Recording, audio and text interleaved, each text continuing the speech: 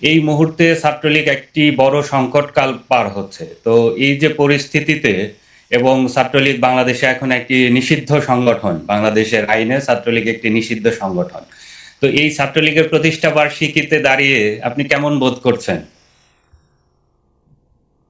ধন্যবাদ। শুরুতেই বাংলাদেশ ছাত্রলীগের সকল স্তরের নেতাকর্মী, আমাদের বাংলাদেশ ছাত্রলীগের প্রাণ, আমাদের শিক্ষার্থী বন্ধুরা, সংগঠনের সাবেক নেতাকর্মী, প্রগতিশীল ছাত্র সংগঠনের বন্ধু, সবাইকে বাংলাদেশ ছাত্রলীগের ৭৭তম প্রতিষ্ঠাবার্ষিকীর শুভেচ্ছা জানাই। ছাত্রলীগের লড়াই এবং এই জনপদের লড়াই সবসময়ই ঐকান্তিকভাবে নিবিড়ভাবে জড়িত থেকেছে। সেটি আমাদের স্বাধীনতা আন্দোলন, উপনিবেশবাদ বিরোধী আন্দোলন, গণতন্ত্র, মৌলিক মানবাধিকার, নারীর স্বাধীনতা, গণজাগরণ, ন্যায় বিচার, প্রত্যেকটি ক্ষেত্রেই সত্য। এবং আপনি বাস্তবতা হচ্ছে বর্তমানে আপনি যে প্রেক্ষিতটি বর্ণনা করলেন, স্বাভাবিকভাবেই প্রেক্ষিতটি এবার ভিন্ন। এবং এবারও ইতিহাসের কি অমোঘ নিয়ম, আমাদের একই বাস্তবতার মধ্য দিয়ে আমাদের যেতে হচ্ছে। ছাত্রলীগকে নিষিদ্ধ করেছে কারা? নিষিদ্ধ করেছে যাদের নিজেদের কোনো বৈধতা নেই, যার নিজেদের কোনো সাংবিধানিক ভিত্তি নেই, যাদের জনগণের কোনো ম্যান্ডেট নেই। তার মানে বাংলাদেশের জনগণ এই মুহূর্তে পর্যদস্ত। আজকে বাংলাদেশের যে ভাগ্য রয়েছে সেটি অর্থনৈতিক বিপর্যয় হোক, মানবিক বিপর্যয় হোক, এবং সবচেয়ে বড় কথা, যেই গণতন্ত্রের জন্য যেই গণতন্ত্র আমাদের মুক্তিযুদ্ধের চেতনার অন্যতম ভিত্তি, যেই গণতন্ত্র আমাদের স্বাধীনতা আন্দোলনের স্প্রিট, সেই গণতন্ত্রকে সম্পূর্ণভাবে নির্বাসনে পাঠানো হয়েছে। আমরা যে গণতন্ত্র, অসাম্প্রদায়িকতা, ধর্মনিরপেক্ষ মূল্যবোধকে প্রতিষ্ঠা করার জন্য স্বাধীনতা ছিনিয়ে এনেছি, সেই স্বাধীনতাকে নস্যাৎ করে দিয়ে তাদের তথাকথিত রিসেট বাটনের মাধ্যমে ভিন্ন একটি রাজনৈতিক আঙ্গিক পরিচালনা করার চেষ্টা করা হচ্ছে। বাংলাদেশের জনগণ যেমন বিপন্ন হয়েছে, আমাদের মৌলিক মানবাধিকার যেমন নির্বাসনে পাঠানো হয়েছে, বাংলাদেশ ছাত্রলীগকে ঠিক একই রকম অবস্থার মধ্য দিয়ে কিন্তু যেতে হচ্ছে। এবং তারা এই ফ্যাসিস্ট শোষকের দল, তারা জানতো যে সবচেয়ে প্রতিবাদী প্রতিরোধের স্ফুলিঙ্গটি, প্রতিরোধের দুর্গটি বাংলাদেশ ছাত্রলীগের মধ্য থেকে আসবে। ছাত্রলীগকে এই যে রাষ্ট্রীয় নির্যাতন নিপীড়নের শিকার করা, এটির উদ্দেশ্য তো এটিই যে তাদের যে অগণতান্ত্রিক শোষণ সেটিকে নিরাপদ রাখা, তাদের যে ফ্যাসিবাদী কায়দা সেটিকে আরো অটুট করা, বাংলাদেশের জনগণের উপরে যে জুলুম এবং নির্যাতন, সেই জুলুম এবং নির্যাতনকে প্রশ্নহীন করার জন্যই তারা বাংলাদেশ ছাত্রলীগকে নিষিদ্ধ করেছে। সার্বিকভাবে এবারের প্রেক্ষাপটে আমাদের জন্য ভিন্ন। আমরা একটি লড়াইয়ের মধ্যে রয়েছে, একটি সংগ্রামের মধ্যে রয়েছে, এবং আমরা বাংলাদেশ ছাত্রলীগের নেতাকর্মীরা, বাংলাদেশ ছাত্রলীগের সর্বস্তরের নেতাকর্মীরা আমাদের ব্যক্তিগত চাওয়া পাওয়া সবকিছু ভুলে গিয়ে এই দেশের মানুষের জন্য, গণতন্ত্রের জন্য, মৌলিক মানবাধিকার প্রতিষ্ঠা করার জন্য, সেটি জাতিসংঘের মানবাধিকার সনদ হোক, আমাদের বাংলাদেশের যে গণতান্ত্রিক অঙ্গীকার হোক, সেগুলো অটুট রাখার জন্য, বাস্তবায়ন করার জন্য, নাগরিকের মর্যাদা, ব্যক্তি স্বাধীনতা, সংগঠনের স্বাধীনতা, সমাবেশ করার স্বাধীনতা এবং জনগণের ম্যান্ডেট ফিরিয়ে আনার জন্যই বাংলাদেশ ছাত্রলীগ এই মুহূর্তে লড়াই করছে। যে কারণে এই প্রতিকূল পরিস্থিতিতে অবশ্যই যেমন চ্যালেঞ্জিং, একই সঙ্গে প্রতিকূল পরিস্থিতিতে আমাদের লড়াইকে আরো বেশি বেগবান করেছে বলে আমি মনে করি। দেখেন সাদ্দাম, যখন এই যে আজকে ছাত্রলীগের প্রতিষ্ঠা বার্ষিকী একদিকে যেমন আপনারা উদযাপন করছেন আপনাদের মতো করে, এই সময়ে বাংলাদেশে বিভিন্ন অঙ্গনে সবচেয়ে আলোচিত যে বিষয়টি হলো এই মুহূর্তে, সেটা হচ্ছে যে ছাত্রলীগের অভ্যন্তরে শিবির এতদিন নানানভাবে ঘাপটি মেরেছিল, তাদের যে এই অনুপ্রবেশের বিষয়টি, এইটি কিন্তু এখন বিভিন্ন মহলে খুবই আলোচিত হচ্ছে। এবং দেখা যাচ্ছে যে শিবিরের বিভিন্ন কমিটি ঘোষণার পর খোঁজ নিয়ে জানা যাচ্ছে যে সে একসময় ছাত্রলীগের পদে ছিল বা ছাত্রলীগের কর্মী ছিল। এই যে একটি বিষয়, এই বিষয়টিকে আপনারা আসলে মূল্যায়ন কিভাবে করেন, যে আসলে এটি কিভাবে ঘটলো, বা এটি আপনারা ঠেকাতে পারলেন না কেন? মানে এই বিষয় নিয়ে আপনাদের মূল্যায়ন কি এই মুহূর্তে? এটি নিয়ে আমাদের যে মূল্যায়ন রয়েছে সেটি কিন্তু আমরা বলেছি, আমাদের অবশ্যই কিছু সাংগঠনিক ব্যত্যয় তো রয়েছেই। আর একই সঙ্গে এই স্বাধীনতা বিরোধী যুদ্ধাপরাধের দায়ে অভিযুক্ত এই মৌলবাদী সংগঠনটির যে কর্মকৌশল রয়েছে, সেই কর্মকৌশলের কথাও কিন্তু আমরা বলেছি যে ইন্ট্রেন্স ইন ডিসগাইজ, এক ধরনের অনুপ্রবেশের মাধ্যমে ছদ্মবেশ করা। সেটি শুধু মাত্র কিন্তু বাংলাদেশ ছাত্রলীগ নয়, আমাদের সামাজিক সাংস্কৃতিক সংগঠনগুলো হোক, আমাদের অপরাপর প্রগতিশীল ছাত্র সংগঠনগুলো হোক, সকল ক্ষেত্রেই কিন্তু এক ধরনের ছদ্মবেশের মাধ্যমে অনুপ্রবেশ করা, এটি তাদের সাংগঠনিক রীতি এবং বৈশিষ্ট্যে পরিণত হয়েছে। বিশেষ করে তারা ভালো করেই জানে যে বাংলাদেশের জনগণ এবং শিক্ষার্থীরা এই সংগঠনটির ব্যাপারে ঐক্যবদ্ধ, এই সংগঠনটির বৈশিষ্ট্য সম্পর্কে বাংলাদেশের তরুণ প্রজন্ম ওয়াকিবহাল। সে কারণে কিন্তু তারা এই কৌশলটি গ্রহণ করে। যে একই সঙ্গে আমাদের বাংলাদেশ ছাত্রলীগ উন্মুক্ত গণ ছাত্র সংগঠন হিসেবে আমাদের স্ক্রিনিং প্রসেসটি স্বাভাবিকভাবে উন্মুক্ত থাকে। শিক্ষার্থীরা যারা আমরা উদার মানবিক গণতান্ত্রিক মূল্যবোধে বিশ্বাস করে, জাতির পিতা বঙ্গবন্ধু শেখ মুজিবুর রহমান যে সংগ্রামকে এগিয়ে নিয়ে গেছেন, মানব মুক্তির যে স্পিরিটটি ছড়িয়ে দেওয়ার চেষ্টা করেছেন, সেটির রিফ্লেকশন ঘটানোর জন্য আমাদের সংগঠনের প্রক্রিয়াটি কিন্তু উন্মুক্ত থাকে, যে কারণে শিক্ষার্থীরা এখানে উন্মুক্ত হয়ে প্রবেশ করে। কারণ শিক্ষার্থীরা একই সঙ্গে শিক্ষার্থীদের মননশীলতা, শিক্ষার্থীদের মধ্যে রাজনৈতিক অঙ্গীকারের প্রতিফলন ঘটানো স্কুলিং এর মধ্য দিয়েও কিন্তু বাংলাদেশ ছাত্রলীগের নেতা কর্মীদের যেতে হয়। এটি একটি বিষয়, সে আমাদের অবশ্যই কিছু দুর্বলতা ত্রুটি বিচ্যুতি রয়েছে। আরেকটি বিষয় হচ্ছে যে কিছু ক্ষেত্রে অভিযোগটি ঢালাও, কারণ আজকে যদি অনুপ্রবেশের বিশেষ করে একটি প্রেক্ষাপটে এই বিষয়টি বেশি করে আসছে, তো এটির কিন্তু সুনির্দিষ্ট কোনো পরিসংখ্যানও যদি আমি জানতে চাই যে আমাদের এই যে লাখ লাখ নেতাকর্মী একটি সংগঠন, সেখানে এ ধরনের ঘটনা কয়টি ঘটেছে, সেটিরও সঠিক পরিসংখ্যান কিন্তু কারো কাছে নেই, যারা এই অভিযোগগুলো বেশি করে নিয়ে আসে। তারপরে আমরা এই অভিযোগটি আমলে নেই, এই অভিযোগটি আমলে নিয়েই আমাদের সাংগঠনিক কর্মপদ্ধতিতে কি ধরনের পরিবর্তন, নতুনত্ব, নবায়ন ঘটানোর প্রয়োজন, সেটি অবশ্যই বাংলাদেশ ছাত্রলীগ। এই যে আপনি স্কুলিং এর কথা বললেন, বা এই যে অ্যাকচুয়ালি ছাত্রলীগের যে কর্মী সদস্য হওয়া, এই সদস্য হওয়ার পদ্ধতিটা কি, মানে সেইখানে কি যে কেউ হয়ে যেতে পারে, বা সেইখানে কোনো স্ক্রিনিং এর ব্যবস্থা আছে কিনা? বা আরেকটি বিষয় দেখেন যে ছাত্র সংগঠনগুলোকে নিজের আদর্শিকভাবে নেতা কর্মী তৈরির জন্য তো প্রশিক্ষণ বা এই যে পাঠচক্রের মতো যে বিষয়গুলো, তো তৃণমূলে কিন্তু ছাত্রলীগের কোনো পাঠচক্র দেখি না, প্রশিক্ষণ দেখি না। তো আবার এই যে সদস্য হওয়ার যে পথ, এই জায়গাটাতে কি আসলে আপনাদের এইটা স্ক্রিনিং করার কোনো পদ্ধতি আছে, নাকি এই জায়গায় দুর্বলতার কারণে এভাবে বিভিন্ন সময় অনুপ্রবেশের ঘটনা ঘটে, এবং যেটি পরবর্তীতে সংগঠনের একটি বড় বিপর্যয়ের কারণ হয়ে দাঁড়ায়? দেখুন, আমরা তো একটি সংগঠন আমরা কেন করি, এটি তো শুধুমাত্র এই কারণে নয় যে তারা বিশেষ করে একটি রাজনৈতিক উদ্দেশ্য, অঙ্গীকার, লক্ষ্যকে সামনে এগিয়ে রাখা, এটি তো একটি পার্ট একটি সংগঠন। একই সঙ্গে কিন্তু সমাজে ভূমিকা রাখা, তরুণ প্রজন্মের চেতনায় প্রভাব রাখা, সেটি কিন্তু আমরা করি। কারণ একজন তরুণের চিন্তা ভাবনা, তাদের কর্মপদ্ধতি, তার মধ্যে প্রশ্ন, তার মধ্যে চেতনা, তার মধ্যে বিশ্বাস, তার মধ্যে দৃঢ়তা, এগুলো সঞ্চার করাও কিন্তু একটি ছাত্র সংগঠনের কাজ। কারণ বৃহত্তর সমাজে পরিবর্তন নিয়ে আসা, বৃহত্তর সমাজে প্রভাব বিস্তার করা, সেটির জন্য কিন্তু আমাদের স্বাভাবিকভাবে আমাদের একটি প্রগতিশীল ছাত্র সংগঠন হিসেবে আমাদের দরজাটি উন্মুক্ত থাকে, যাতে করে আমরা শিক্ষার্থীর সেটি হয়তো, কারণ একজন শিক্ষার্থী হয়তো নানা রকম পরিপ্রেক্ষিত থেকে আসতে পারে, সে নির্দিষ্ট সামাজিক গোষ্ঠী হোক, তার নিজস্ব রাজনৈতিক গঠন হোক, নানা দিক থেকে একজন শিক্ষার্থী কিন্তু আসে। এবং সেই উদার বৈশিষ্ট্যটি আমাদের স্বাভাবিকভাবে প্রত্যেক প্রগতিশীল ছাত্র সংগঠনই সেই স্পেসটি রাখে, যাতে করে তরুণদের মিথস্ক্রিয়া হয়, এবং সেই মিথস্ক্রিয়ার মধ্য দিয়ে আমাদের যে পলিটিক্যাল কমিটমেন্ট রয়েছে, আমাদের যে অঙ্গীকার রয়েছে, সেই অঙ্গীকারের সঙ্গে এক ধরনের মিথস্ক্রিয়ার মাধ্যমে আমরা বৃহত্তর ভাবে সমাজের পরিবর্তনের ভূমিকা রাখতে পারি। কিন্তু অবশ্যই আমি মনে করি যে বিশেষ করে যেহেতু এই অনুপ্রবেশ এবং ছদ্মবেশ ধারণ করা বিষয়টি একটি অন্য বিশেষ করে যে সংগঠনটির বিরুদ্ধে, যে সংগঠনটি স্বাধীনতা বিরোধী, মৌলবাদী এবং যুদ্ধাপরাধীদের দ্বারা অভিযুক্ত, তাদের একটি কর্মকৌশল রয়েছে। একটি পাল্টা কর্মকৌশল হিসেবে বাংলাদেশ ছাত্রলীগের স্ক্রিনিং প্রসেসটি আরো জোরালো করা প্রয়োজন, আরো যুগোপযোগী আপডেট করা প্রয়োজন, যাতে করে এই ঘটনাগুলো আমরা একেবারে শূন্যে নামিয়ে নিয়ে আসতে পারি। আর আমাদের দেশব্যাপী বিশেষ করে আমাদের স্টাডি সার্কেল পাঠচক্র হয়েছে, হয়নি একেবারে তা নয়। আমাদের নেতাকর্মীরা বিশেষ করে এখন অনলাইনের বাস্তবতা, আমাদের সবখানে আমাদের শিক্ষার্থীরা কিন্তু সেই নেতৃত্বের গুণাবলী হোক, নিজের আদর্শিকভাবে নিজেকে দৃঢ় করা হোক, এই প্রক্রিয়ার মধ্যেই ছিল। কিন্তু এটি ব্যাপকভাবে একটি সাংগঠনিক বৈশিষ্ট্য পরিণত করা, আমি বিশ্বাস করি পরবর্তীতে সেটি সম্ভব হবে। সাদ্দাম, এই যে আমরা যখন সামাজিক যোগাযোগ মাধ্যমে আমাদের এই যে লাইভের বিষয়টি প্রচার করলাম, তো তখন অনেক ছাত্রলীগের সাবেক নেতাকর্মী বা বর্তমান নেতাকর্মীদের অনেকেই নানান প্রশ্ন রেখেছে। তো সেই জায়গাতে আমি এগুলোকে দেখতে গিয়ে যেটা পেলাম, কয়েকটা প্রশ্ন খুব বারবার এসেছে। এর মধ্যে একটি হলো যে এই যে সম্মেলন, ছাত্রলীগের যে জেলা পর্যায়ের সম্মেলন, উপজেলা পর্যায়ের সম্মেলন, এই সম্মেলনগুলোর ক্ষেত্রে দেখা গেছে যে সম্মেলনের হলেও অনেক জায়গাতে প্রেস রিলিজের মাধ্যমে কমিটি হয়, এবং সম্মেলন হলেও সেখানে কমিটি গঠনে, কমিটি ঘোষণায় বিলম্ব হয়, এবং কমিটি ঘোষণা হলেও সেখানে দেখা যায় যে শুধু 2টি পদে, সভাপতি বা সাধারণ সম্পাদক, বা অনেক সময় 3-4টি পদে নেতৃত্ব ঘোষণা করা হয়। তো ফলে এই যে নেতৃত্ব গঠনের একটি দীর্ঘসূত্রিতা, মানে নেতৃত্ব ঘোষণার ক্ষেত্রে এবং কমিটি ঘোষণার ক্ষেত্রে, তো এটির কারণকে তারা বলছে যে এই কারণে সংগঠন অনেকটা দুর্বল হয়ে গেছে। তো আপনি আসলে এটার কি জবাব দেবেন? এটি অনেকাংশেই তো সত্য, বিশেষ করে আমরা সংগঠনের প্রাতিষ্ঠানিকতার যে চর্চা, কারণ একটি সংগঠন কিন্তু সংগঠনের প্রতিষ্ঠান তার নিজস্ব গতিতেই এগিয়ে চলবে। সংগঠনের নিয়মিত কাউন্সিল হওয়া, সংগঠনের নেতৃত্ব পরিচালিত, কারণ সংগঠনের নেতৃত্ব বদল হলে সংগঠনের উদ্দেশ্য, আদর্শ পরিবর্তন হচ্ছে, বিষয়টি তো এমন নয়। বরং আমরা আমাদের সংগ্রামকে এগিয়ে নিয়ে যাচ্ছি, বর্তমান সময়ে চাহিদাগুলো আমরা পূরণ করার চেষ্টা করছি।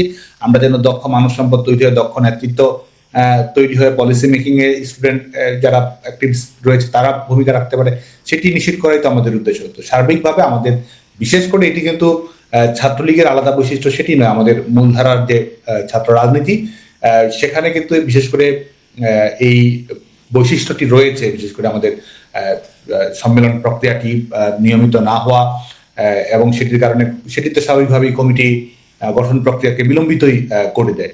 এবং কমিটি গঠন প্রক্রিয়ার ক্ষেত্রেও যখন সেটি কাউন্সিলরদের মতামত কিংবা কর্মীদের মতামতের প্রতিনিধিত্ব যদি আমরা করতে পারি, তাহলে কিন্তু সে বৈশিষ্ট্য হিসেবে গণতান্ত্রিক হয়, কিংবা এবং যে অভিযোগগুলো পরবর্তীতে আসে সে অভিযোগগুলো খণ্ডন করার সুযোগও কিন্তু তৈরি হয়। এবং সবচেয়ে বড় কথা যে আমাদের দীর্ঘসূত্রিতায় যখন আবদ্ধ হয়ে যায় তখন কিন্তু সম্মেলনে যে নেতৃত্ব, নতুন নেতৃত্বের বিকাশ, সেই পত্রটিও রুদ্ধ হয়ে যায়।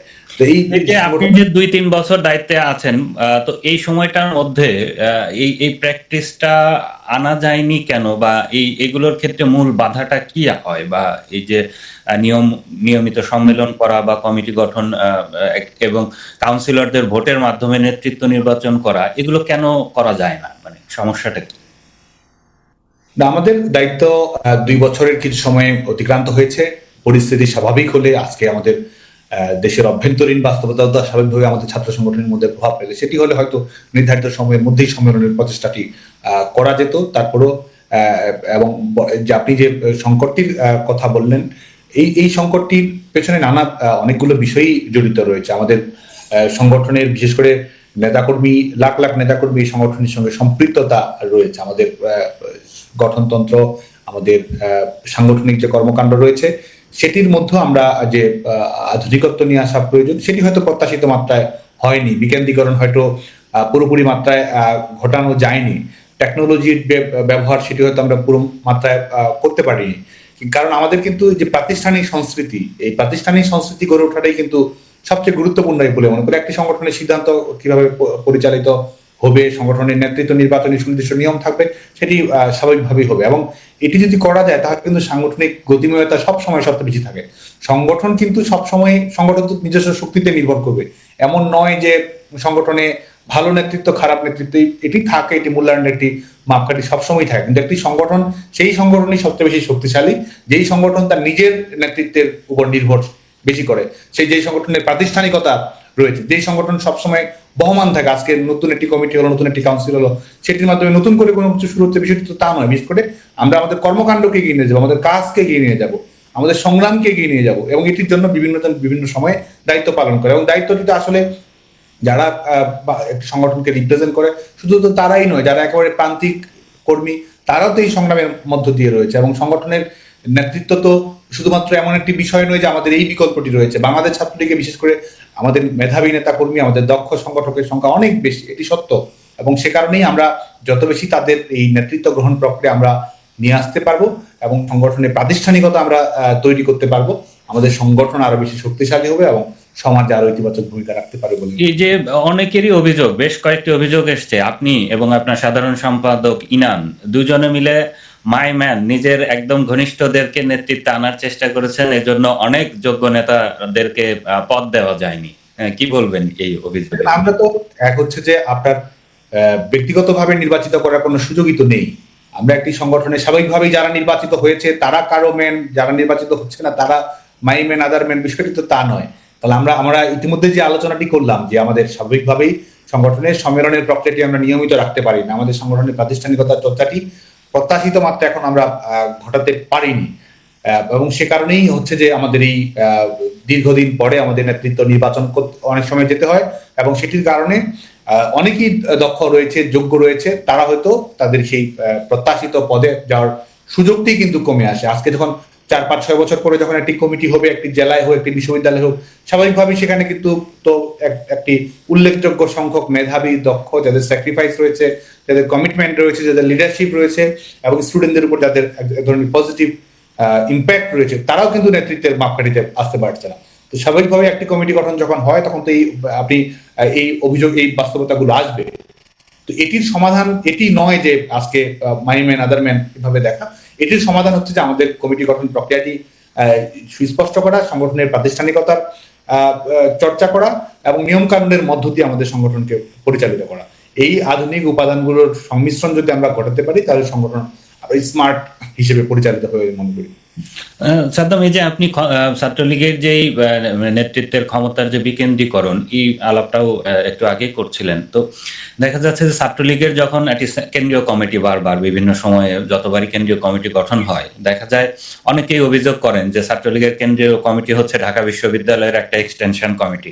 কারণ এই কমিটিতে যদি 200 মানুষ 100 মানুষ নেতা হয়, এর মধ্যে 90% 80% হচ্ছে ঢাকা বিশ্ববিদ্যালয় থেকে নেতৃত্ব আসে। তো এই যে একটা বাস্তবতা, সারা দেশের অন্যান্য পাবলিক বিশ্ববিদ্যালয়গুলোতে যারা দীর্ঘদিন ধরে রাজনৈতিক চর্চার মধ্যে থাকেন, তারা যোগ্যতা মেধার স্বাক্ষর দিয়ে তারা নেতৃত্ব দেন, তো তারা অনেকেই কি বেশিরভাগই তো ছাত্রলীগের কেন্দ্রীয় নেতৃত্বে আসতে পারেন না। আপনি যদি ঢাকার বাইরের বিশ্ববিদ্যালয়গুলোতে দেখেন, রাজশাহী বিশ্ববিদ্যালয়, চট্টগ্রাম বিশ্ববিদ্যালয়ের মতো গুরুত্বপূর্ণ বিশ্ববিদ্যালয়গুলো থেকেই কিন্তু কেন্দ্রীয় কমিটিতে মানে খুবই নামমাত্র 2-1 জনকে রাখা হয়।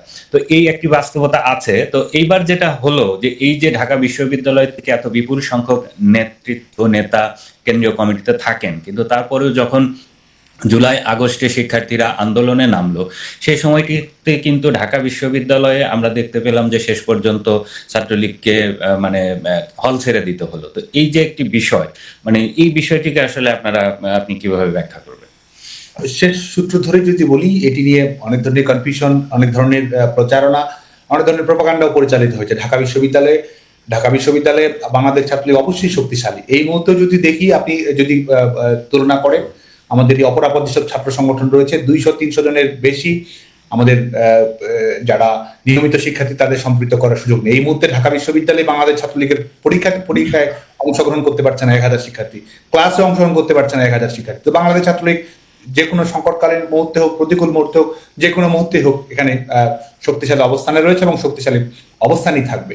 আর আরেকটি বিষয়, সেটা হচ্ছে যে হল ছেড়ে দেওয়া, এটি নিয়েও নানা ধরনের, বিশেষ করে এখান থেকে পলিটিক্যাল অ্যাডভান্টেজ নেওয়া, নানা ধরনের প্রোপাগান্ডা সেটিও হয়েছে। বিশেষ করে কোটা সংস্কার আন্দোলন, আমি এর আগেও আপনার সঙ্গে আলোচনা হয়েছে, আমরা অফিসিয়ালি অনেকবার বলেছি, কোটা সংস্কার আন্দোলনে আমরা বাংলাদেশ ছাত্রলীগ ভূমিকা রাখার চেষ্টা করছি। শিক্ষার্থীদের দাবি রয়েছে, আমরা সেটিকে যৌক্তিক মনে করছি, আমরা সেটি বাস্তবায়ন করতে চেয়েছি। একটি সংগঠন হিসেবে আমাদের দায়িত্ব কি?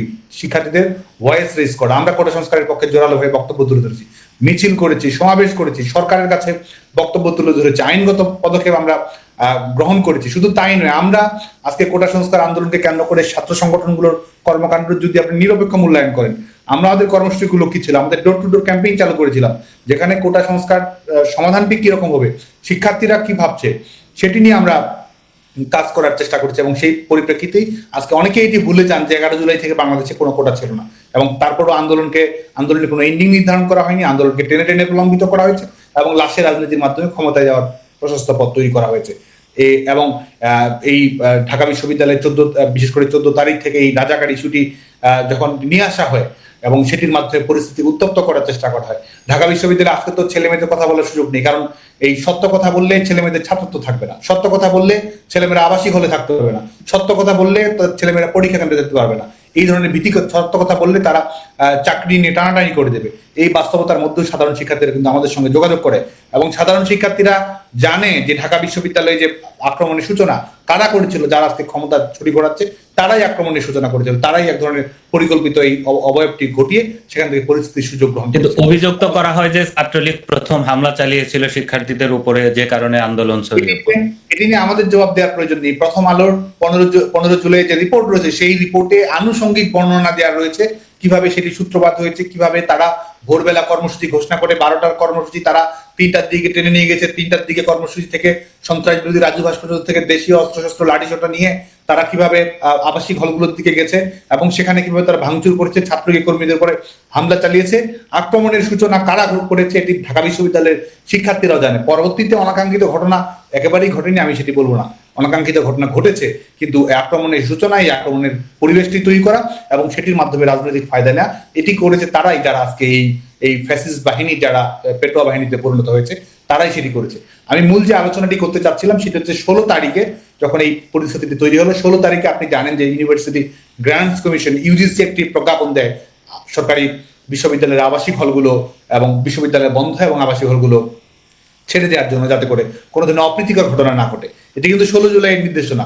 ঢাকা বিশ্ববিদ্যালয়ে বিশেষ করে যেহেতু ঢাকা ইউনিভার্সিটি অর্ডার 1973 অনুযায়ী পরিচালিত হয়, যে কারণে ইতিমধ্যেই সরকারি সিদ্ধান্ত গ্রহণ করা হয়েছে যেটি বৈধ এবং আইনসঙ্গত।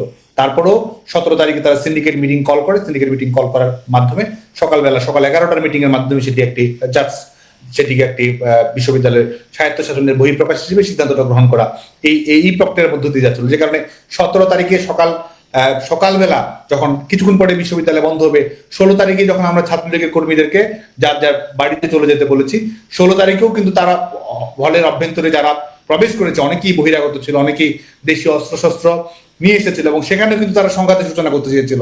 এখন সংঘাতকে এড়ানোটাই যদি ছাত্রলীগের দুর্বলতা হয়ে থাকে, তাহলে সাধারণ শিক্ষার্থীরাই সেটি জানে যে ছাত্রলীগের সঠিক কর্মকৌশল কি ছিল।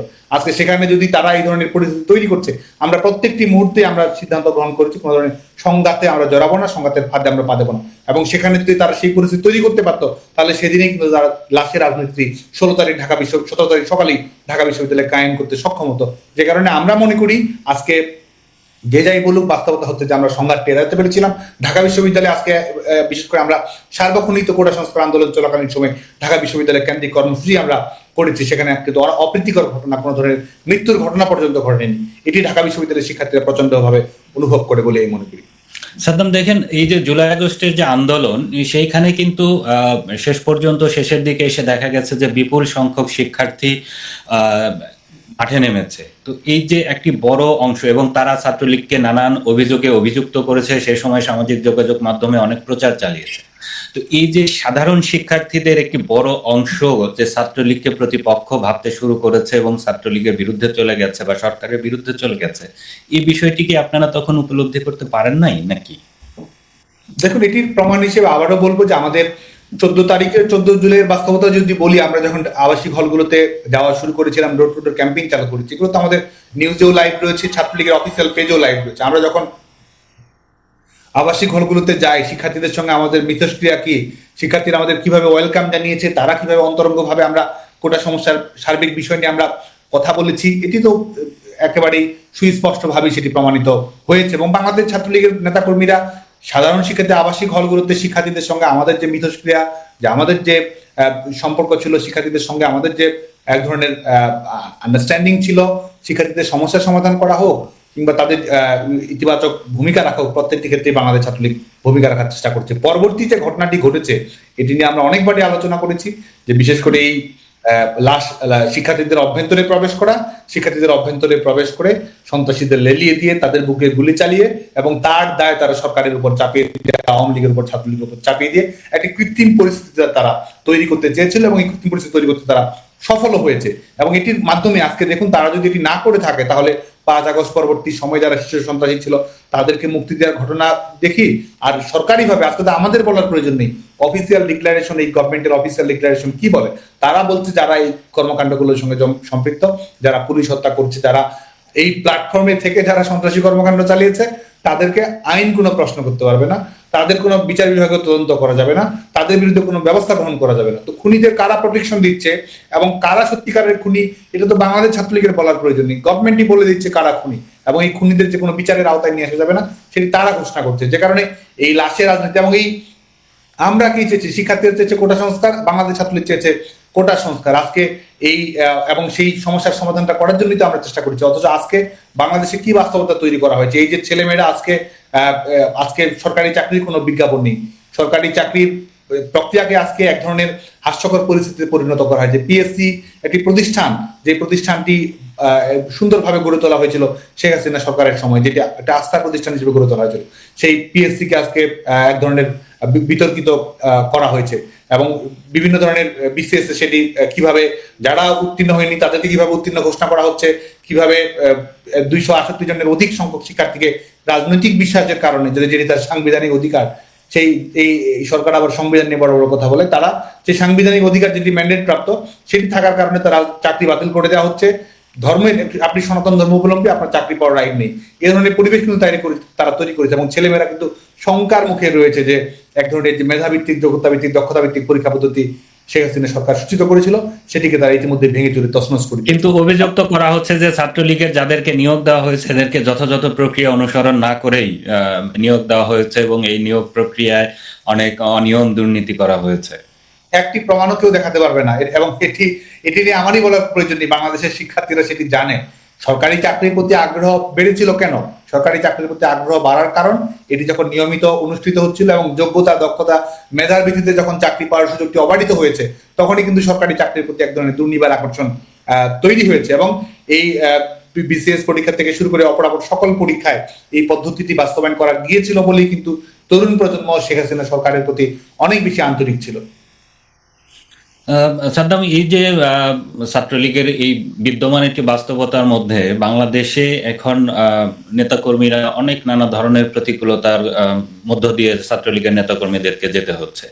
তো আসলে আপনার কাছে কি ধরনের খবর আছে, মানে আপনার নেতাকর্মীরা আসলে বাংলাদেশে এই মুহূর্তে কি ধরনের প্রতিকূলতার মধ্য দিয়ে যাচ্ছে?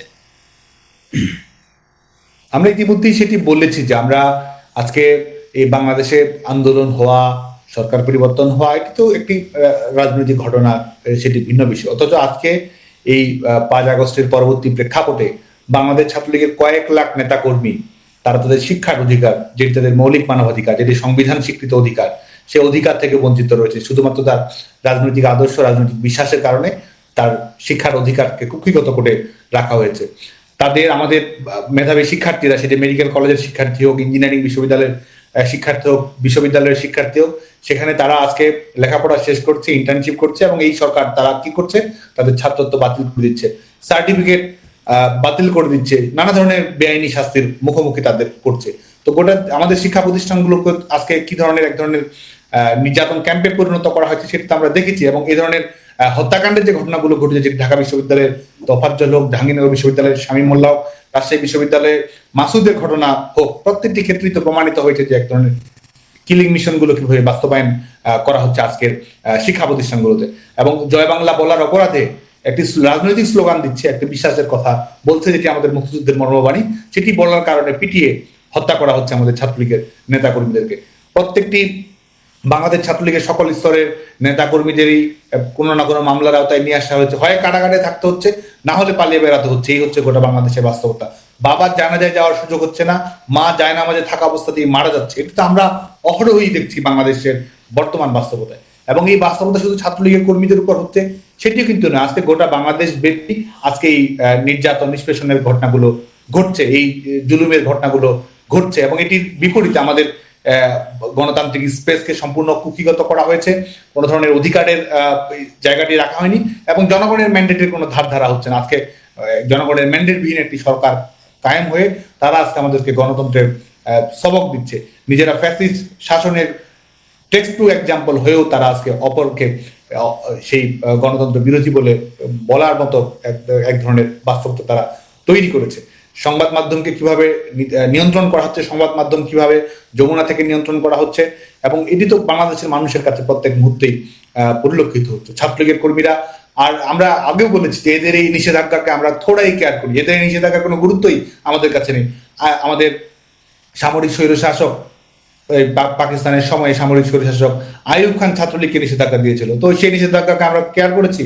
মুক্তিযুদ্ধ চলাকালীন সময়ে আওয়ামী লীগ ছাত্রলীগকে নিষিদ্ধ করা হয়েছে, তো যারা নিষিদ্ধ করেছে তাদের বিরুদ্ধে লড়াই করে বাংলাদেশ ছাত্রলীগ, বাংলাদেশ স্বাধীন হয়েছে, আমরা স্বাধীনতা আন্দোলনে নেতৃত্ব দিয়েছি। এই বাংলাদেশের অস্তিত্বের সঙ্গেই তো বাংলাদেশ ছাত্রলীগের প্রশ্নটি জড়িত রয়েছে। স্বাধীনতার জন্য, সার্বভৌমত্বের জন্য, মানবীয় মুক্তির জন্য, গণতন্ত্রের জন্য ছাত্রলীগের নেতাকর্মীরা যদি যুগে যুগে সংগ্রাম করেছে, যে কারণে আমরা মনে করি যে আজকে ছাত্রলীগের কর্মীরাও সেই সংগ্রামের মধ্যে রয়েছে এবং এই অপশক্তির দর্প চূর্ণ করে বাংলাদেশের সত্যিকারের গণতান্ত্রিক পরিবেশ, ন্যায় বিচার সঙ্গত পরিবেশ নিশ্চিত করার মাধ্যমেই বাংলাদেশ ছাত্রলীগের নেতাকর্মীরা তাদের ইতিহাস অর্পিত দায়িত্ব পালন করবে।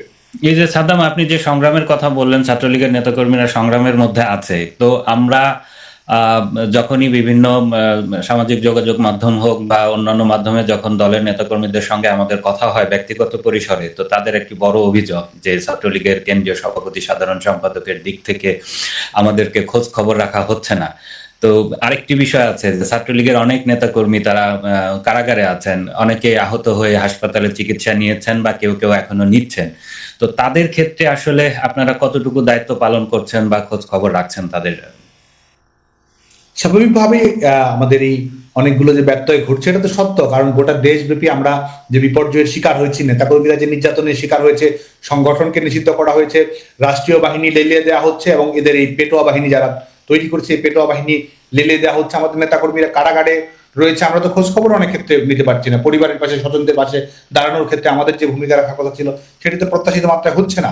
নেতাকর্মীদের এই প্রশ্নটি যৌক্তিক, এবং একই সঙ্গে এই বিপর্যয়ের মুখে রয়েছে নেতাকর্মীদের অভিমান, তাদের এই প্রতিকূল পরিস্থিতি মোকাবেলা করা, তারা যে ধরনের বিপন্ন অবস্থার শিকার হচ্ছে এবং বিপন্ন অবস্থার শিকার হয়েও তারা যে লড়াই অব্যাহত রেখেছে, এটি তো প্রমাণ করে সংগঠনকে তারা প্রচন্ড হয়ে ভালোবাসে, আদর্শকে তারা প্রচন্ডভাবে ভালোবাসে।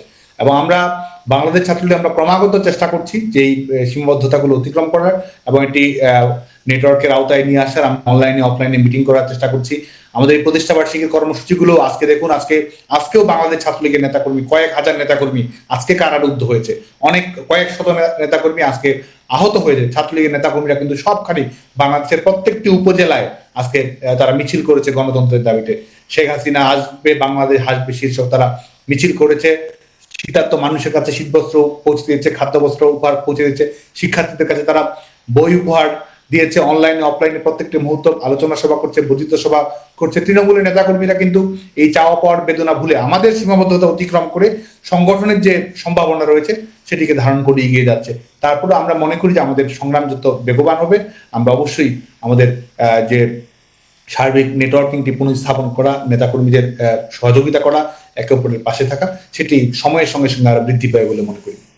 সাদ্দাম, এই যে আপনি ছাত্রলীগের নেতাকর্মীদের সঙ্গে একটি যোগাযোগের কথা বললেন, কিন্তু নেতাকর্মীদের দিক থেকে আমরা যতটুকু রেসপন্স পাই মনে হচ্ছে যে পুরো বিষয়টি এখনো মানে সরকার পতনের 5 মাস হয়ে গেলেও এখনো সেই আগের মতো মানে পুরো বিষয়টিকে আবার যোগাযোগের মধ্যে নিয়ে আসা সেইভাবে হচ্ছে না। তো একটা বিষয় হলো যে ছাত্রলীগ, এই যে একটু আগে আমরা কথা বলছিলাম যে 76 বছরের পুরনো একটি সংগঠন, এটি কিন্তু নতুন কোনো সংগঠন না এবং কিংস পার্টি না যে হুট করে গজিয়ে উঠেছে। তো ঘাত প্রতিঘাত হয়েছে, আপনি নিজেই বলছিলেন যে ছাত্রলীগের উপরে আগেও নিষেধাজ্ঞা এসেছে, ছাত্রলীগ সেগুলো লড়াই করে সে ঘুরে দাঁড়িয়েছে। তো এই যে একটি পোর খাওয়া সংগঠন, দীর্ঘ লড়াইয়ের ধারাবাহিক ঐতিহ্য যার আছে, তো সেই সংগঠনটিকে এসে এখনো নেতাকর্মীদের যোগাযোগের মধ্যে আনতে 5 মাস হয়ে গেছে, পুরোপুরি পারা যাচ্ছে না। মানে অনেকে বলছেন যে তাহলে কি আপনাদের এই খারাপ সময় আসতে পারে বা প্রতিকূল সময় আসতে পারে, এই ধরনের কোনো প্রস্তুতি ছিল না? আপনারা কি ভেবেছিলেন যে আওয়ামী লীগ আসলে সারা জীবন ক্ষমতায় থেকে যাবে, এরকম কিছু?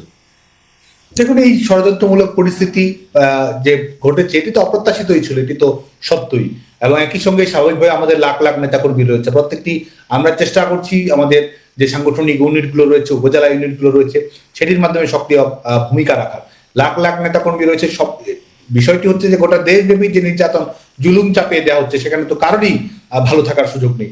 এবং আমাদের আওয়ামী লীগের নেতাকর্মীদের উপরে 5 আগস্টের আগে কিংবা 5 আগস্টের পরবর্তী সময়ে কিভাবে আক্রমণ করা হয়েছে, প্রত্যেক জনের বাড়িঘর পুড়িয়ে দেওয়া হয়েছে, প্রত্যেক জনের বাড়িঘর লুটপাট করা হয়েছে, যারা ব্যবসা বাণিজ্যের সঙ্গে সম্পৃক্ত ছিল তাদের ব্যবসা বাণিজ্য ছিনিয়ে নেওয়া হয়েছে।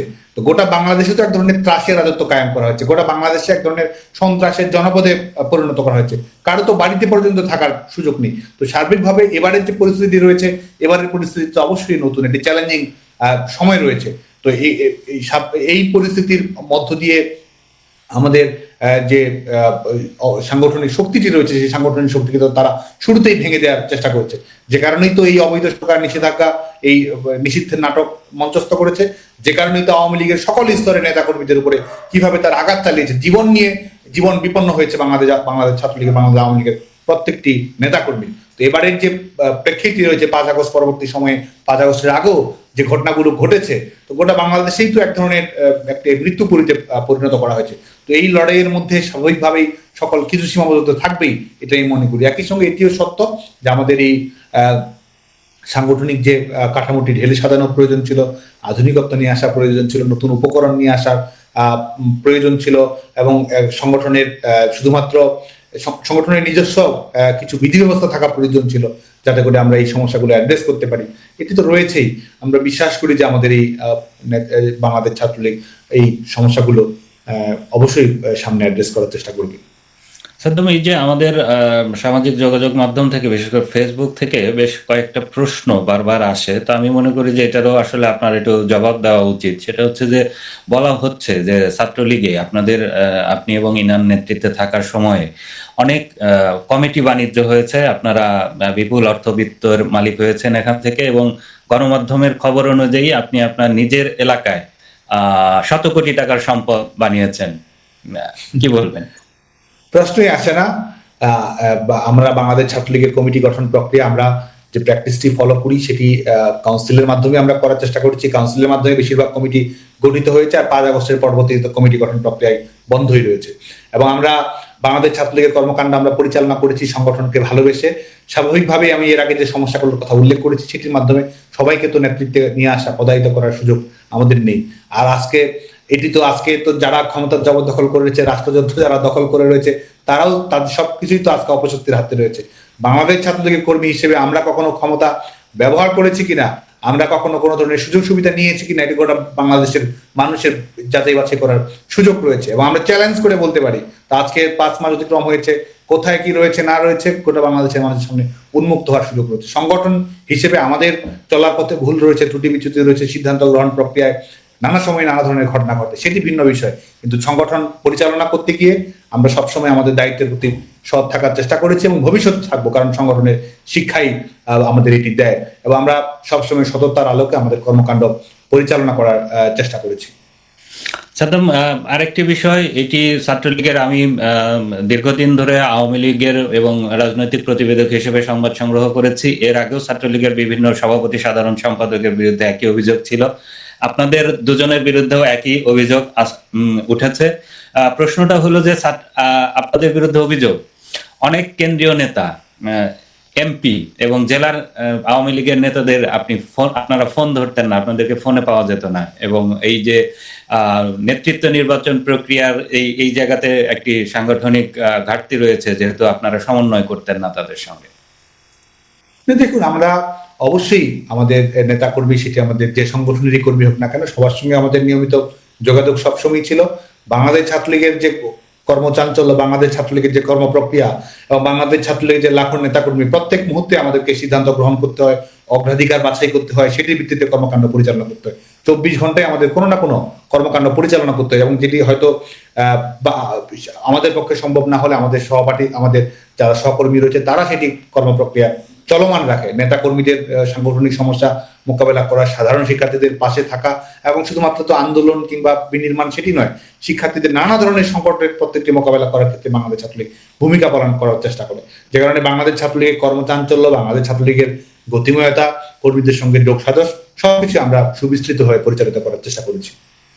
সাদ্দাম, এই যে ছাত্রলীগের প্রতিষ্ঠা বার্ষিকী আজ, তো অনেকেরই জানার ইচ্ছা যে তারা হয়তো সারা দেশে একটা হতাশার মধ্য দিয়ে তাদের জীবনযাপন করতে হচ্ছে। তো এই ক্ষেত্রে অনেকেই আমাকে জানতে চেয়েছে যে আমাদের জন্য কোনো আশার আলো আছে কিনা, আর এই যে আগামী দিনে ছাত্রলীগের নেতৃত্ব নির্বাচন প্রক্রিয়াটি যথাযথ গণতান্ত্রিক প্রক্রিয়া অনুসরণ করে হবে কিনা, এরকম বিষয়গুলো মানুষ জানতে চায়। আমরা তো অবশ্যই আশাবাদী, এবং আমাদের ইতিহাসই বলে যে আমরা আশাবাদী হওয়ার সমস্ত কারণে আমাদের মাঝে রয়েছে। বাংলাদেশে বর্তমান সময়ে বাংলাদেশে কবেকার কোন যারা সামরিক স্বৈরশাসনের মাধ্যমে দেশ পরিচালনা করেছে, এবং আজকে যারা এই অবৈধ দখলদার বাহিনী, এই হানাদার বাহিনী যারা আজকে ক্ষমতা কুক্ষিগত করে রেখেছে, আমরা মনে করি যে বাংলাদেশের জনগণ ইতিমধ্যেই তাদের বিরুদ্ধে প্রতিবাদ প্রতিরোধের স্ফুলিঙ্গে ফুসে উঠছে। বাংলাদেশে যে ধরনের অর্থনৈতিক বিপর্যয় নেমে এসেছে, এটি দ্রব্যমূল্যের ঊর্ধ্বগতি হোক, বাংলাদেশের মানুষের আজকে জীবনের গ্যারান্টি নেই, আজকে জীবিকার গ্যারান্টি নেই, ন্যূনতম স্বস্তি নেই, আজকে কৃষকের সার নেই, সামনে বিদ্যুৎ বিপর্যয় অনিবার্য বিষয়ে পরিণত হয়েছে। বাংলাদেশের মানুষের আয় করার সক্ষমতা, 1 কোটির মতো মানুষ শুধুমাত্র 5 আগস্ট পরবর্তী বাস্তবতায় নতুন করে বেকার হয়েছে। কলকারখানাগুলো সবকিছু ভেঙে পেরেছে, আমাদের রপ্তানি খাত সম্পূর্ণ বিপর্যয়ের শিকার অবস্থার মধ্যে রয়েছে। তো গোটা দেশ তো আজকে এক ধরনের পর্যুদস্ত অবস্থার মধ্য দিয়েই তারা প্রতিপন্ন হয়েছে। এবং এর মধ্যে যারা আজকে ক্ষমতা দখল করছে, এবং ক্ষমতা দখল করে সংবাদ মাধ্যম তো পুরোপুরি নিয়ন্ত্রণ করছে, কিন্তু আজ হোক কাল হোক এটি দিবালোকের মতো বাংলাদেশের মানুষের সামনে উন্মুক্ত হবে যে ক্ষমতা দখল করে তারা এই তথাকথিত এই সমন্বয়ক বাহিনী তারা কি করছে না করছে, এটা আজ হোক কাল হোক বাংলাদেশের মানুষের সামনে পরিষ্কার হবে। এবং ইতিমধ্যেই সেটি প্রস্ফুটিত হতে শুরু করেছে।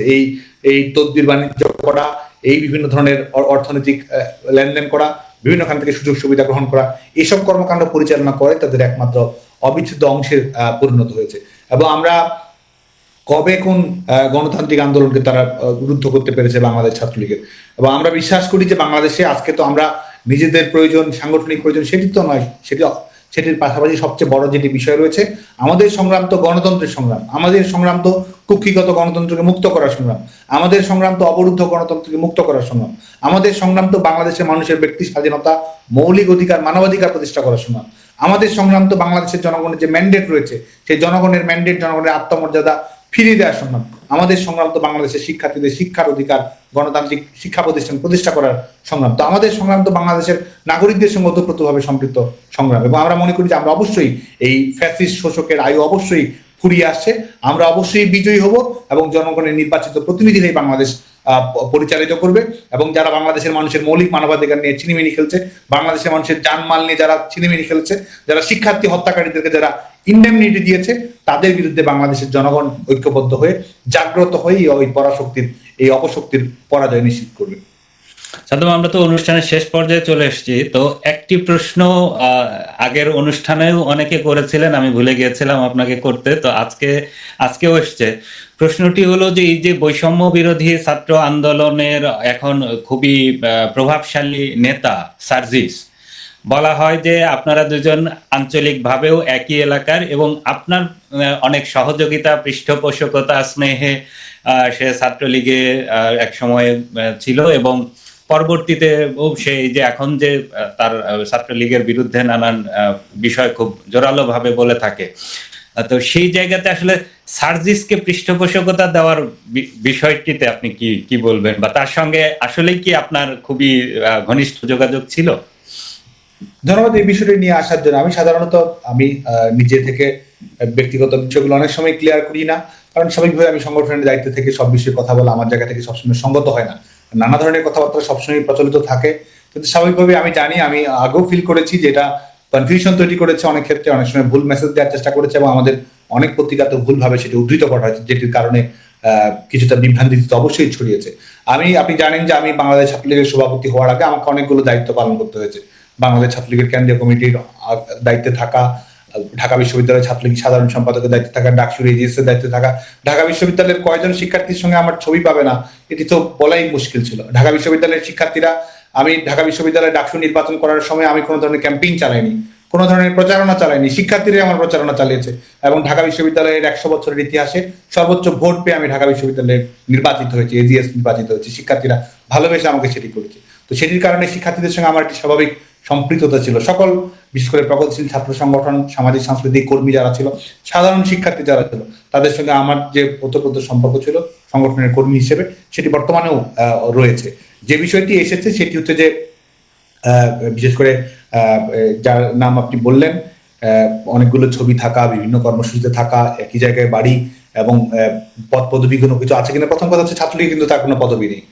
আর আমরা যখন ঢাকা বিশ্ববিদ্যালয় কেন্দ্রীয় ছাত্র সংসদ 2019 এটি ইলেকশন হলো, ইলেকশন অমর একুশে হল সংসদের যে সদস্য পদ, আপনি একটি হল সংসদের সদস্য পদ, সেটি হচ্ছে ছাত্রলীগের সাংগঠনিক পরিচয় নেই, সদস্য পদে মনোনয়ন প্রদান করা হয়েছিল, এটি সত্য।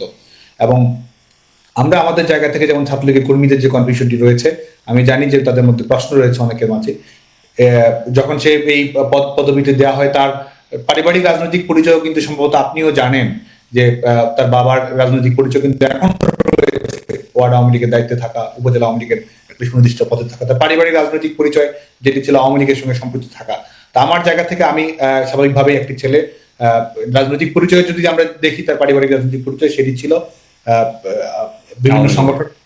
বিভিন্ন সংগঠনের সঙ্গে সম্পৃক্ত, ডিবেটিং ক্লাব সহ আনুষঙ্গিক আমাদের জেলা সংগঠনের দায়িত্বে থাকা, এই এবং আমাদের সঙ্গে যেহেতু কর্মকাণ্ড আসতো, স্বাভাবিকভাবে একটি হল সংসদের সদস্যপদ মনোনয়ন করা এটি খুব বেশি কিছু নয়। এটা আমরা, আপনি জানেন যে আমাদের কতজন সদস্যকে মনোনীত করতে হয় গোটা বাংলাদেশ ব্যাপী, তো সদস্য মনোনয়ন করা হয়েছে এবং আমি কিন্তু আমি অবশ্যই সচেতন ভূমিকা পালন করেছি, এটিও আমি বলবো। কারণ পরবর্তীতে যখন ছাত্রলীগ একটি বিশ্ববিদ্যালয়ের হল শাখার, অমর একুশে হল শাখা ছাত্রলীগের পূর্ণাঙ্গ কমিটি গঠন করা হয়, পরবর্তীতে এটি দেওয়ার পরে যখন তার কিছু লেখালেখি আমি দেখেছি, যে লেখালেখিগুলো আমাদের রাজনৈতিক দৃষ্টিভঙ্গির সঙ্গে যায় না, নারীদের স্বাধীনতার বিরুদ্ধে বিভিন্ন ধরনের লেখালেখি, এক ধরনের পলিটিক্যাল ইসলামের প্রতি এক ধরনের সিম্প্যাথি এবং এক ধরনের ধর্মীয় রাজনীতির প্রতি এক ধরনের আগ্রহ এবং আরো নানা কিছু বিষয়, যেই বিষয়গুলো আমার কাছে পরিলক্ষিত হয়েছে, সেই বিষয়গুলোর আলোকে কিন্তু যে সিদ্ধান্ত গ্রহণ করা আমার প্রয়োজন ছিল সেই সিদ্ধান্তই কিন্তু আমি গ্রহণ করেছি।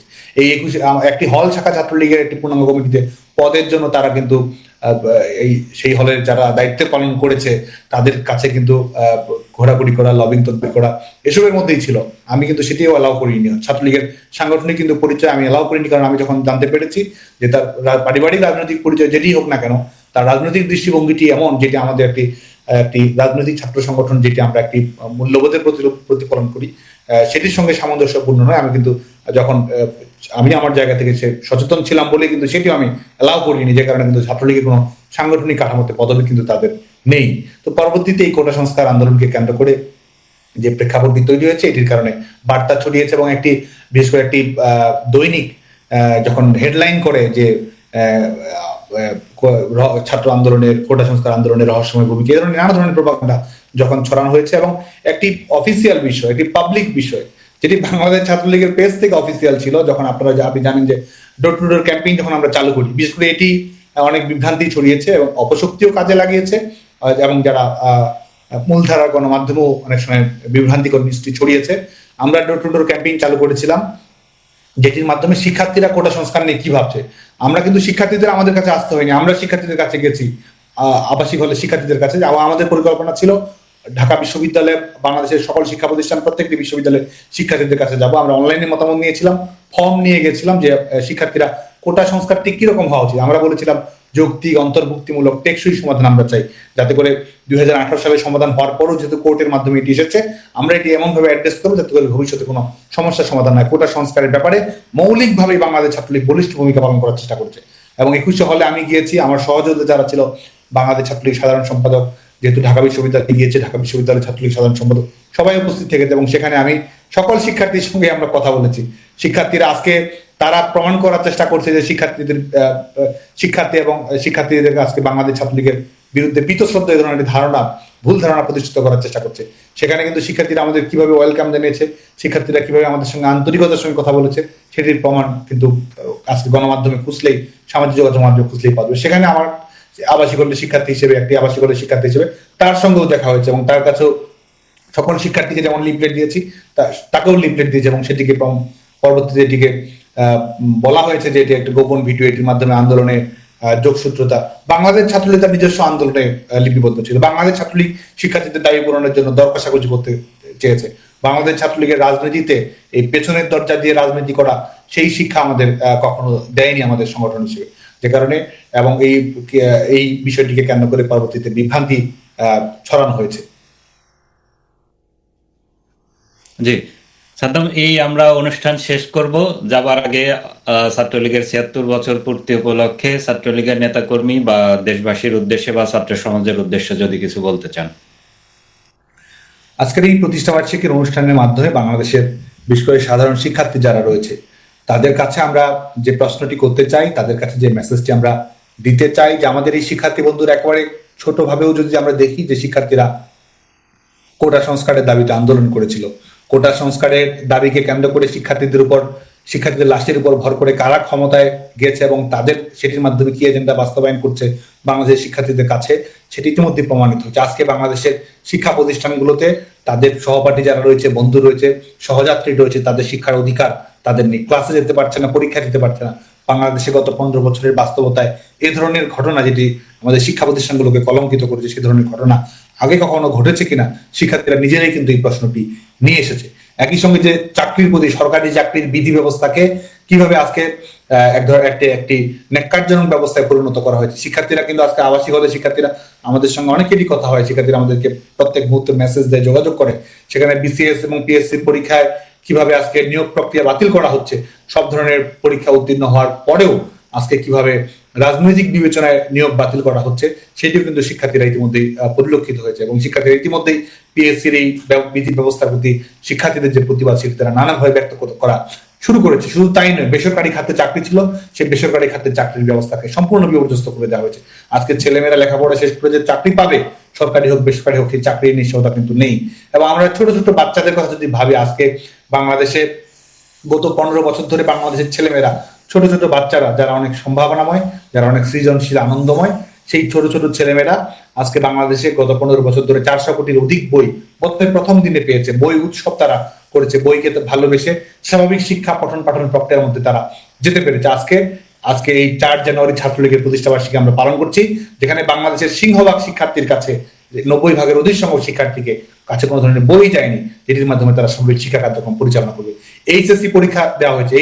এটি এমন একটি সরকার যে সরকারের এইচএসসি পরীক্ষা নেওয়ার মতো সামর্থ্য নেই। এই সরকার হচ্ছে এইচএসসি পরীক্ষাতেও ফেল করা একটি সরকার।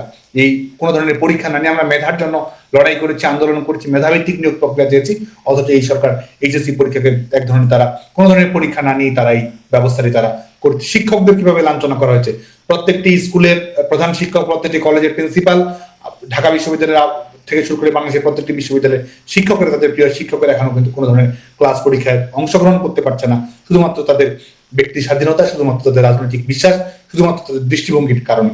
এই হচ্ছে, এবং বাংলাদেশে নতুন করে 1 কোটি মানুষ আজকে দারিদ্র্যের শিকার হয়েছে। বাংলাদেশ সারের সংকট, বিদ্যুতের সংকট, এবং এই তারা কথা বলে আজকে সংবিধানকে বদলে দেওয়ার চেষ্টা করছে, আজকে মুক্তিযুদ্ধের অঙ্গীকারকে তারা বদলে দেওয়ার চেষ্টা করছে, এবং আমাদের কূটনীতিকে, বাংলাদেশের কূটনীতিকে কি ধরনের হাস্যকর একটি বিষয়ে পরিণত করা হচ্ছে, যেটির মাধ্যমে বাংলাদেশ সার্বভৌমত্বকেই তারা আসলে প্রশ্নের মুখে ফেলেছে, চ্যালেঞ্জের মুখে ফেলেছে। আঞ্চলিক যে শান্তি স্থিতিশীলতা রয়েছে সেটিকে তারা সম্পূর্ণভাবে বিনষ্ট করার চেষ্টা করেছে। যে সাম্প্রদায়িক সম্প্রীতি ছিল, ধর্মনিরপেক্ষ মূল্যবোধ ছিল, সেটিকে কিভাবে আজকে নস্যাৎ করে দেওয়া হচ্ছে। আজকে নির্দিষ্ট ধর্মের পরিচয়ের কারণে আজকে চাকরি পাচ্ছে না, নির্দিষ্ট ধর্মের পরিচয়ের কারণে আজকে ব্যবসা বাণিজ্য করার অধিকার, ব্যবসা করার অধিকার, রাজনীতি করার অধিকার, সবকিছু থেকে বাংলাদেশের মানুষ আজকে বঞ্চিত হচ্ছে। কি ধরনের মব জাস্টিস, মব কিলিং এর ঘটনা ঘটেছে, বিচার বিভাগে কিভাবে সরাসরি নিয়ন্ত্রণ করা হচ্ছে, 23 জন বিচারপতি নিয়োগ করা হয়েছে কোনো ধরনের আইন ছাড়া, প্রধান বিচারপতিকে অপসারণ করা হয়েছে। যুদ্ধাপরাধীদের বিচার বাস্তবায়ন, যেটি তরুণ প্রজন্মের স্বপ্ন ছিল, সেই স্বপ্ন বাস্তবায়ন করার জন্য আজকে শেখ হাসিনা সহ অপরাধীদের বিরুদ্ধে আজকে আইসিটি ট্রাইব্যুনালে বিচার করা হচ্ছে। এটি তো প্রমাণ করে যে ন্যায় বিচারকে কিভাবে আজকে ভুলুণ্ঠিত করা হয়েছে গোটা বাংলাদেশে। এবং জনগণের কোনো ম্যান্ডেট নিয়ে আজকে সংবিধান নিয়ে কথা বলছে। ইউনিয়ন পরিষদের নির্বাচন করলেও যারা জামানত হারাবে, বাজেয়াপ্ত হারাবে, একটি ক্লাবের গঠনতন্ত্র করার অধিকার যাদের নেই, তারা আজকে বাংলাদেশের সংবিধান নিয়ে তারা কথা বলছে। রাষ্ট্রের আইন, রাষ্ট্রের কানুন, রাষ্ট্রের গণতন্ত্র সবকিছুকে তারা আজকে তুচ্ছ তাচ্ছিল্য করছে, এবং জনগণের যে ম্যান্ডেট পাওয়ার অধিকার রয়েছে সেটিকে তারা এক ধরনের দুমড়ে মুচড়ে চূর্ণ বিচূর্ণ করে দিয়েছে। এবং বাংলাদেশের যে গণতান্ত্রিক রাজনৈতিক পরিবেশ সেটিকে তারা সম্পূর্ণভাবে পর্যুদস্ত করেছে, এবং সেটির মাধ্যমে বাংলাদেশের গণতন্ত্র, বাংলাদেশের স্বাধীনতা, বাংলাদেশের মানুষের সার্বভৌমত্ব সবকিছুকে তারা আজকে বিপন্নকর অবস্থার মধ্যে নিয়ে গেছে। যে কারণে আগামীতে আমরা মনে করি যে এই অপশক্তির বিরুদ্ধে লড়াই করার কোনো বিকল্প আমাদের নেই। আমাদের চাকরির নিরাপত্তা হোক, আমাদের চাকরি পাওয়ার অধিকার হোক, শিক্ষা প্রতিষ্ঠানে নির্বিঘ্নে লেখাপড়ার অধিকার হোক, বছরের প্রথম দিনে বই পাওয়ার অধিকার করা হোক, নিজের ইচ্ছে মতো কথা বলার অধিকার, নিজের ইচ্ছে মতো প্রতিবাদ করার অধিকারের জন্যই হোক, বাংলাদেশের জনগণকে রুখে দাঁড়াতেই হবে, এবং এই অপশক্তির পরাজয় নিশ্চিত করে এই সরকারের পতন ঘটিয়েই বাংলাদেশের জনগণের জন্য গণতন্ত্রের নতুন দুয়ার উন্মোচন করতে হবে। তো সেই আহ্বানে আমি বাংলাদেশের সকল সাধারণ শিক্ষার্থীকে সেই আহ্বান রাখছি, যাতে করে আগামীতে আমরা একটি উদার, মানবিক, গণতান্ত্রিক, ন্যায়সঙ্গত সমাজ আমরা প্রতিষ্ঠা করতে পারি। সেই লক্ষ্যে সবাইকে ভূমিকা রাখার জন্য আহ্বান জানাচ্ছি।